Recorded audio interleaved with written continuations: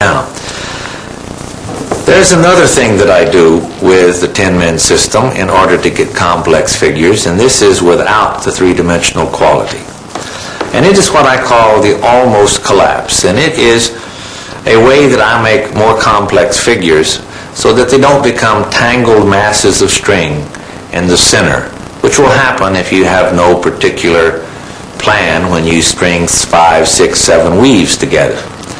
And that is that I frustrate the collapse of the figure caused by the inverse relationship.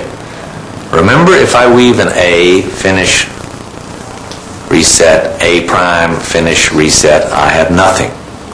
So let me weave my A, finish, and reset.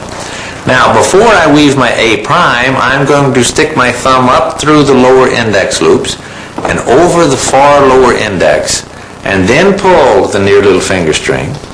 And I call this A universe A. And I use a capital A. And then the weave that I am pulling now, A prime, is a small a with a little prime next to it. So A universe A prime finished and reset does not release its information. It is in the figure, and since it's almost just that one string's different, it tends to be an open sort of figure. And I reset my loom, and I do a B prime. Now, a universe A prime, B prime tends to be an open complex figure. And indeed, anytime you are barely frustrating the release of the information caused by the prime relationship using a universe string, you tend to get these sorts of figures, or at least it gives you the possibility of getting them. So I posited, I made up, I described lots of different universes using lots of different complex weaves.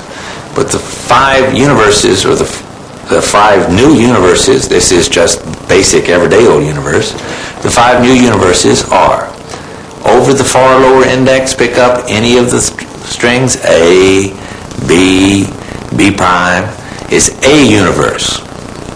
If I go over only the near lower index, pick up A, B, C, I have B universe. B universe, C. If I go over both lower indexes, I call that C, capital C universe A. And if I push the near lower index so that I can reach and pull down the far lower index and pick up, I call that D universe. D is just like on the D weave is under then over. The D universe is under and then pull through. The E universe is what you might consider to be the same kind of a thing. I reach and pull back and go over like that, so that this actually goes over and then I pull through. That's a little more difficult to explain. Under, pull through the hole, over, pull through the hole. D and E universe. That makes 50 more weaves because each of the universes have 10 weaves. So if you have 60 different weaves now, you have 60 times 60 or 3,600 two-weave patterns, and it quickly becomes apparent that you have a great deal of difficulty in making all of the figures. That's why you should concentrate on making the simple figures and getting a feeling for which ones work together, so when you make more complex figures, you can use that information. Or you can just start trying to make different figures doing anything.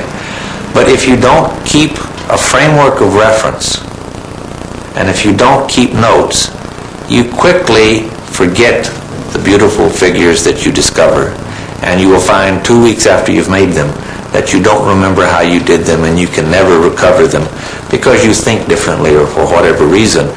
And all of my students have made the world's greatest string figure early on in their careers and then forgotten how they made it.